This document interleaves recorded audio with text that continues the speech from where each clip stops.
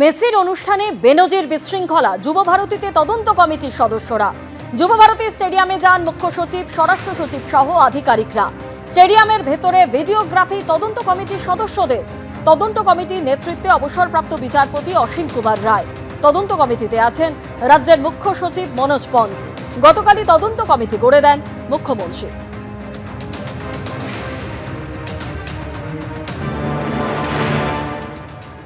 সরাসরি আমরা দেখছি তদন্ত কমিটির তরফ থেকে অথরাইজড একজন ভিডিওগ্রাফার, তিনি ভিডিও করছেন, ছবি তুলছেন।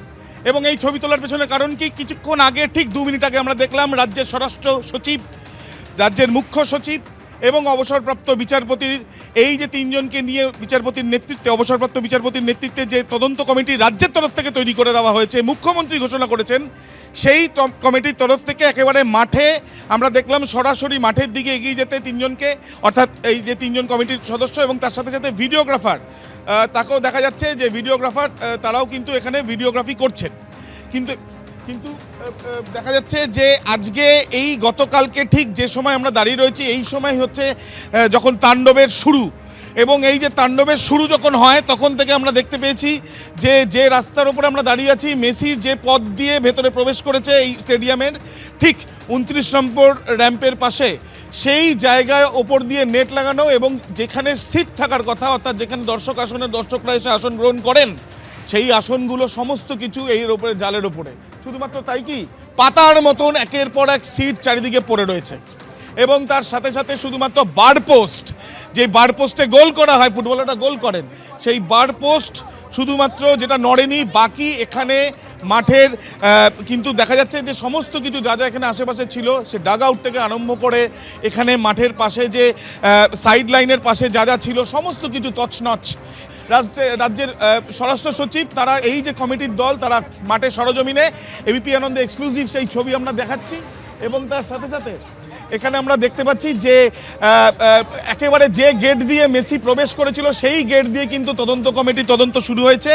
তারা সরাসরি যে গেট দিয়ে মেসি যখন প্রবেশ করে, সেখানে কতজন উপস্থিত ছিল, মেসির গাড়িতে থেকে যখন নামার পরে, তারপরে ঠিক যে জায়গাতে জমায়েত ছিল শত্রুঘ্ন দত্ত সহ অন্যান্যদের, সেখানে অরূপ বিশ্বাসকেও আমরা দেখেছি এবং তার সাথে সাথে আরও বেশ কিছু ব্যক্তিদের দেখা যায়, তাদেরও কিন্তু এখানেই আমরা দেখেছি যে এই জায়গাতেই কিন্তু, এখান থেকেই কিন্তু শুরু। এবং এখানে ইতিমধ্যে কমিটির টিম সরাসরি আমরা দেখছি যুবভারতী ক্রীড়াঙ্গনে। আমরা সক্রিয় দেখলাম, বোঝার চেষ্টা করলাম। যুবভারতী স্টেডিয়াম পরিদর্শনের পর জানালেন তদন্ত কমিটির প্রধান অবসরপ্রাপ্ত বিচারপতি অসীম কুমার রায়। কালকে রাত্রি আমরা বসেছিলাম, আমরা রোড ম্যাপ ঠিক করেছিলাম। আজকে আমরা আবার এসে দেখলাম, স্পট ভিজিট করলাম, সিনটা দেখলাম, কি কি পাওয়া যায় দিতে পারি, কিভাবে দেওয়া যায় সেটা সব পরের কথা। আদৌ দেওয়া যায় কি না করা যায় সব আমরা দেখতে হবে। দেখে আমাদের তো আমরা দেখছি, তদন্ত করছি, অ্যাক্টিভ আমরা এখানে দেখছি, তদন্ত করছি, বোঝার চেষ্টা করছি। ভিডিওগ্রাফি হয়েছে, সব বিষয় খতিয়ে দেখা হচ্ছে। 15 দিনের মধ্যে রিপোর্ট দেওয়া হবে। যুবভারতী পরিদর্শনের পর বললেন মুখ্য সচিব মনোজ পন্ত।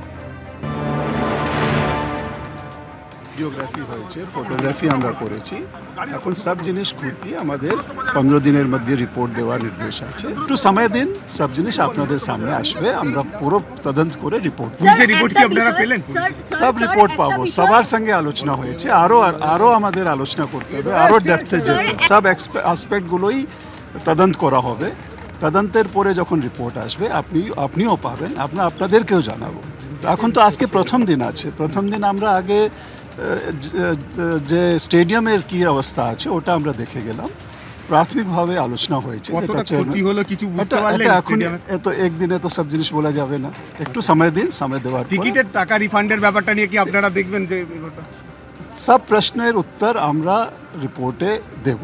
ওর আগে থেকে আপনি কেন উত্তর শুনতে চাইছেন? আমাদের একটু তো সময় দিন।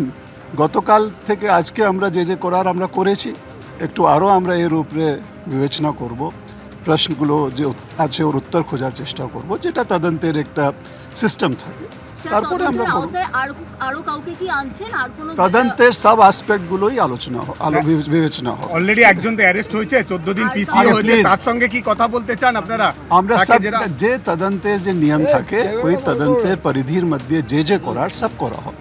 এবিপি আনন্দ, এগিয়ে থাকে, এগিয়ে রাখে।